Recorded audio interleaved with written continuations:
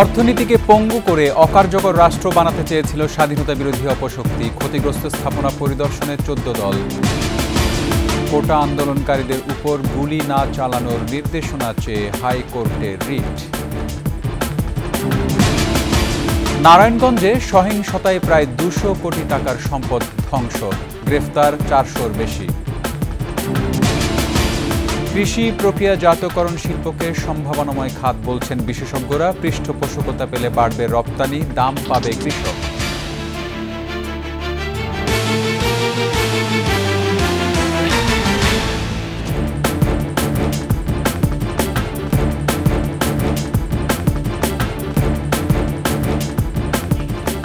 শুনছিলেন first security ইসলামী bank PLC সংবাদ শিরোনাম।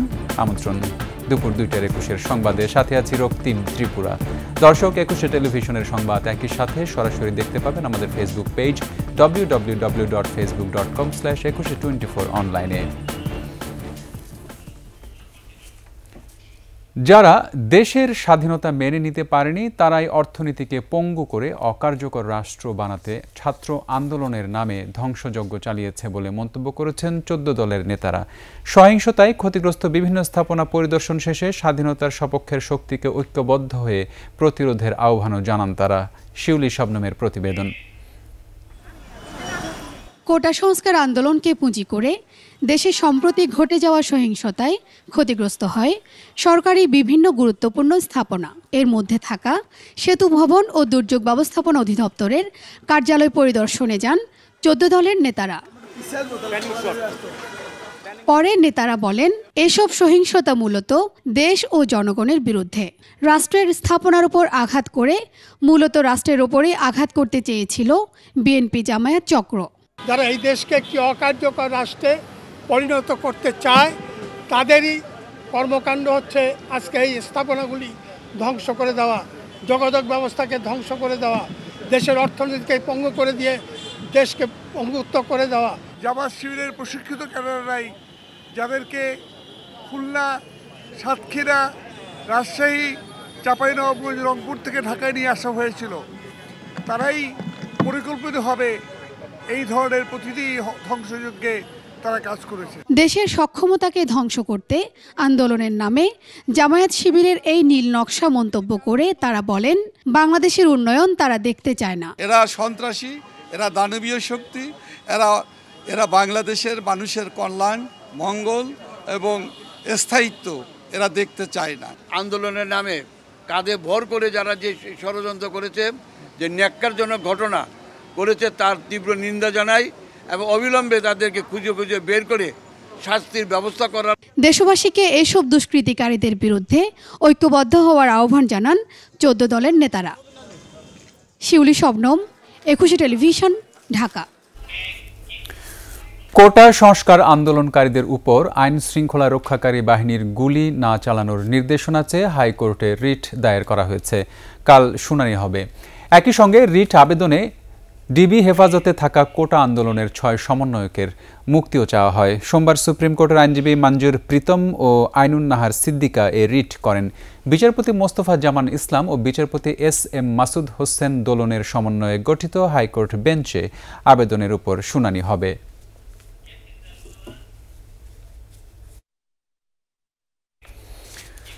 দু সপ্তাহ আগেও উত্তরা মতিঝিলের 2.5 থেকে 3 লাখ মানুষ মাত্র আধ ঘন্টায় কর্মস্থলে যেতে পারতেন। স্বস্তির যাত্রা যেন নগরবাসীর কপালে সইল না। স্বপ্নের মেট্রো রেলে দুর্বৃত্তদের হামলায় মেট্রো বন্ধ থাকায় আবারও যানজটের নাকাল রাজধানীবাসী। জনগণের সম্পদ ধ্বংসের চক্রান্তে জড়িতদের বিচার চান মেট্রো যাত্রীরা। মানিক শিকদারের রিপোর্ট। শান্তি স্বস্তির সাথে ঘড়ি কাঁটা ধরে নগরবাসী ছুটে চলতেন ঢাকার উত্তর থেকে দক্ষিণে। মেট্রো রেল চলাচল বন্ধ থাকায় সাধারণ যাত্রীরা পড়েছেন চরম দুর্ভোগে। 10টায় অফিস থাকলে 9:30 বের হলেই আমি পৌঁছাতে পারছিলাম, সেখানে যাইতেছে অলমোস্ট 2 ঘন্টা আগে আমাকে বের হতে হচ্ছে, তাও আমি টাইম দিয়ে আপনার অফিসে পৌঁছাতে পারছি না। আর্থিক দিকেও ক্ষতি হয়ে যাচ্ছে সময়ের জন্য। মানুষের সাথে মানুষের একটা বৈষম্য অথবা তর্ক বিতর্ক হতে পারে। জাতীয় সম্পদ, এই ধরনের সম্পদ নষ্ট করাটা ঠিক না। জনকল্যাণে নিয়োজিত গুরুত্বপূর্ণ স্থাপনা ধ্বংসের সাথে জড়িতদের দৃষ্টান্তমূলক শাস্তি দাবি করেছেন যাত্রীরা। আমরা যে বাসে যাতায়াত করতেছি, এখন এই যে জামে বৈশা রয়েছে, তাই না? আমাদেরই তো ক্ষতি হয়েছে, যারা হামলা করছে তাদের তো কিছু না। যারা করছে এরা দেশের শত্রু, জনগণের শত্রু, এদের মানে বিচারের আওতায় আসা উচিত। এমন দৃষ্টান্তমূলক শাস্তি হওয়া উচিত যাতে পরবর্তীতে জীবিকা বা জীবনের ক্ষেত্রে আঘাত করার ক্ষেত্রে যাতে কম্পন ধরে ভিতরে। কোটা বিরোধী আন্দোলনকে কেন্দ্র করে ১৯ জুলাই রাজধানীবাসীর স্বপ্নের এই মেগা প্রজেক্টে হামলা চালায় দুর্বৃত্তরা। রাজধানীবাসীকে যে স্বস্তি এনে দিয়েছিল মেট্রো রেল, সেই মেট্রো রেলের উপর হামলা হয়েছে। স্টেশনের প্রত্যেকটা স্থানেই একটা ক্ষতের চিহ্ন বয়ে বেড়াচ্ছে মেট্রো রেল। এই যে মেট্রো রেলের যে পরিস্থিতি, সেটা আসলে কোনোভাবেই মানার নয়, সেটাই বলছেন মেট্রো রেলের কর্মকর্তারা, কর্মচারীরা এবং সাধারণ যারা যাত্রী আছে, সর্বোপরি যারা রাজধানীবাসী আছে, যারা এতদিন এই মেট্রো রেলের সুবিধা ভোগ করেছেন, তারা আসলে কেউই এই ধ্বংসযজ্ঞ মেনে নিতে পারছেন না। মেট্রো কর্তৃপক্ষ জানায় এই দুটি স্টেশন আবারও চালু করতে অন্তত 1 বছর সময় লাগবে। সিভিল যে কার্যক্রম আছে এখানে, এই কার্যক্রম ব্যাপকভাবে ধ্বংস হয়েছে। আমাদের ইলেকট্রিক্যাল কার্যক্রম আছে, ইলেকট্রিক্যাল কার্যক্রমও ধ্বংস হয়েছে। আমাদের মেকানিক্যাল কার্যক্রম আছে, সেই জায়গাগুলো ধ্বংস হয়েছে। সিগন্যালিং কার্যক্রম আছে, সেখানেও ধ্বংস হয়েছে। যাত্রীরা অধীর অপেক্ষায় আছেন কবে আবার চালু হবে স্বপ্নের মেট্রো রেল। মানিক শিকদার, 21 টেলিভিশন, ঢাকা। কোটা সংস্কার আন্দোলনে ভর করে বিএনপি জামায়াতের সহিংসতায় নারায়ণগঞ্জে প্রায় 250 কোটি টাকার সম্পদ নষ্ট হয়েছে।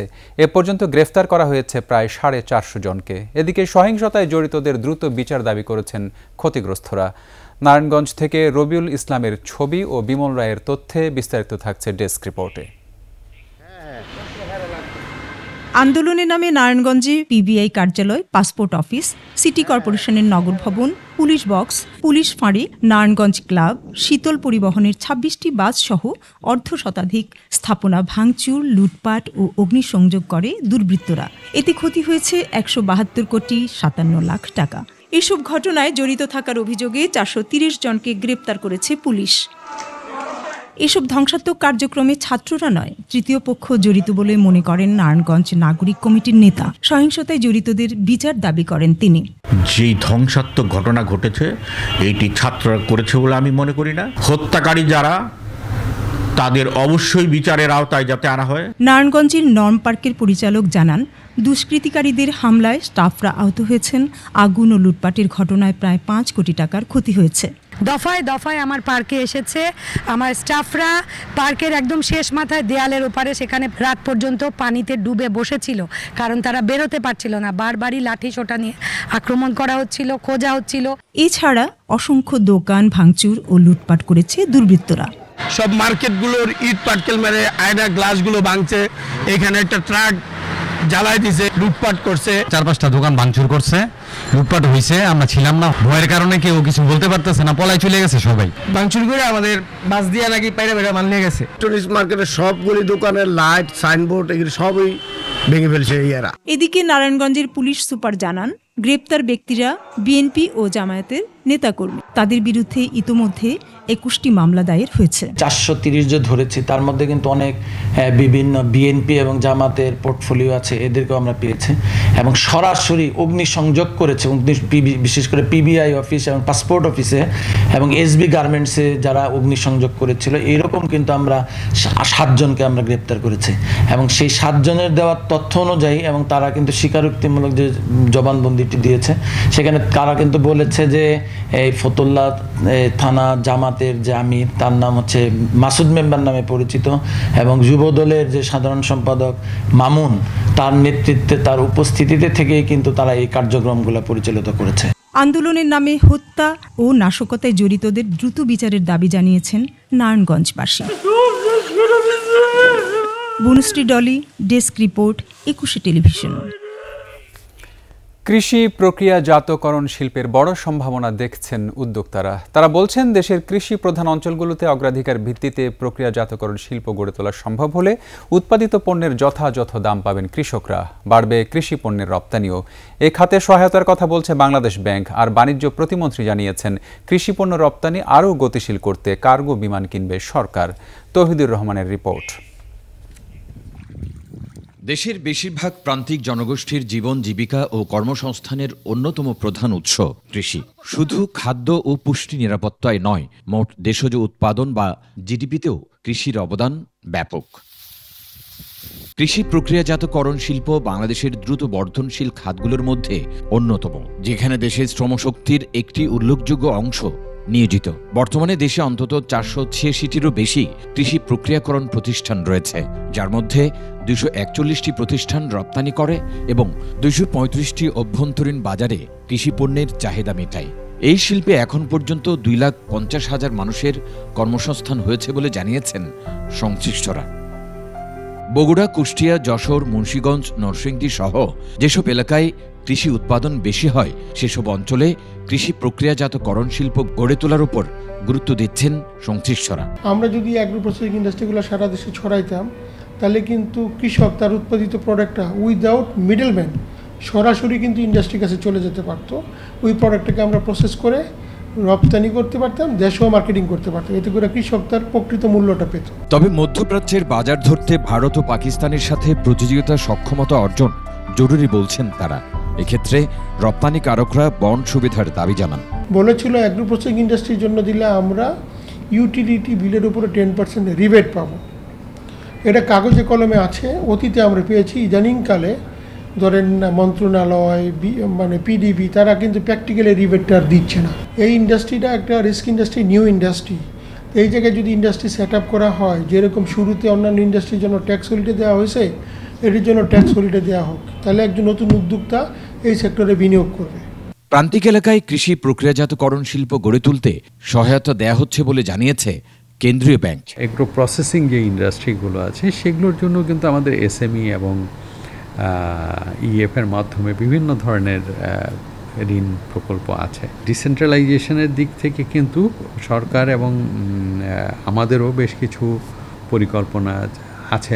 কৃষি প্রক্রিয়াজাত শিল্পের অগ্রগতিতে নীতি সহায়তা অব্যাহত রয়েছে জানিয়ে বাণিজ্য প্রতিমন্ত্রী বলেছেন, কৃষি পণ্য যাতে দ্রুত সময়ে রপ্তানি করা যায় সেই পদক্ষেপ নেওয়া হচ্ছে। যারা এক্সপোর্টার তাদের সাথে আমরা যোগাযোগ রাখতেছি যে তাদের যেসব সুযোগ সুবিধা প্রয়োজন, বিশেষ করে আমাদের যে সুযোগ সুবিধা দরকার হয় হলো এয়ার শিপমেন্টে। মাননীয় প্রধানমন্ত্রী ঘোষণা দিয়েছেন যে কার্গো প্লেন উনি এখন প্রকিউর করবেন। সো এটাও পার্ট অফ দ্য যে আমরা যখন আমাদের নিজস্ব কার্গো প্লেন থাকবে তখন আমাদের এই পচনশীল জিনিসগুলো আমরা বিভিন্ন জায়গায় দ্রুততম সময়ের মধ্যে পৌঁছতে পারবো। কাতার সহ মধ্যপ্রাচ্য, থাইল্যান্ড এবং আসিয়ানভুক্ত দেশগুলোর সাথে কৃষি পণ্যের রপ্তানি বিষয়ে আলোচনা অনেকটা এগিয়েছে বলে জানান বাণিজ্য প্রতিমন্ত্রী। মিডল ইস্টের কান্ট্রিগুলো আমাদের একটা বড় মার্কেট।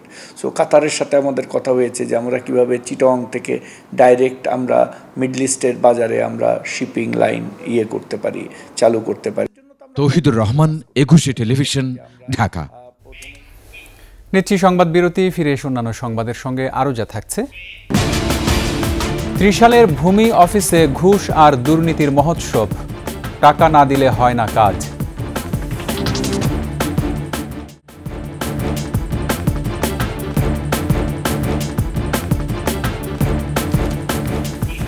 আমন্ত্রণ আবারও দুপুর 2টার 21 সংবাদে।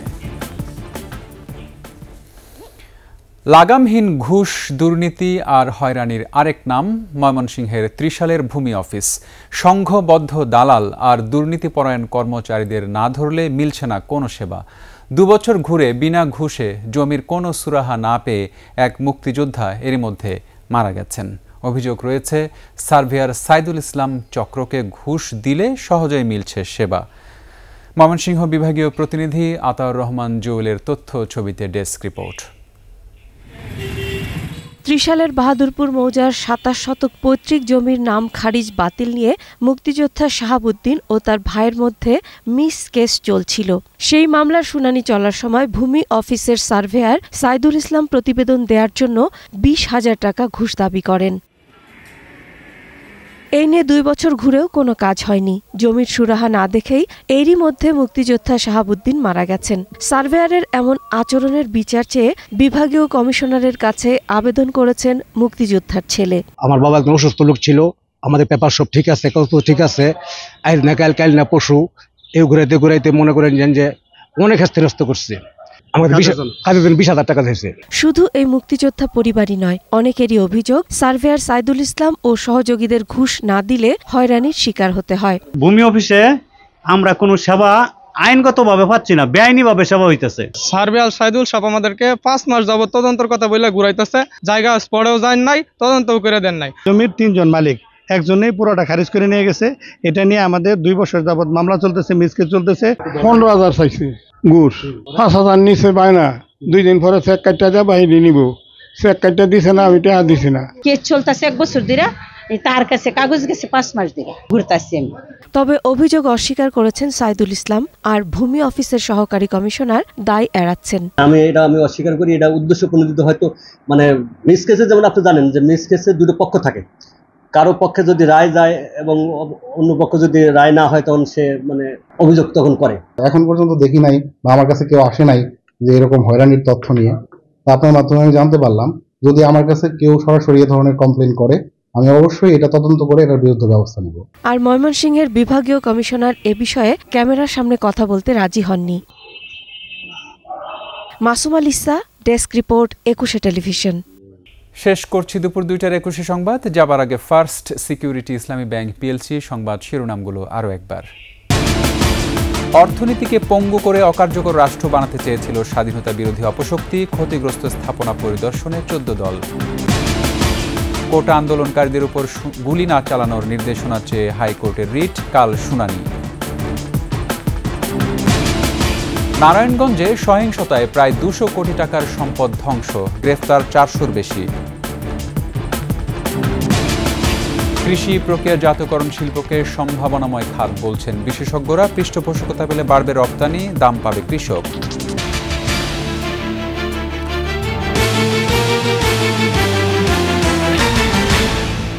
সর্বশেষ সংবাদ জানতে ডায়াল করুন 2021 নম্বরে আর ভিজিট করুন 21-tv.com ওয়েবসাইটে। এছাড়া ফেসবুকে ভিজিট করতে পারেন www.facebook.com/2124 অনলাইনে। এতক্ষণ সঙ্গে থাকার জন্য ধন্যবাদ। সন্ধ্যা 6টায় 21-এর দেশের সংবাদ দেখার আমন্ত্রণ রইল।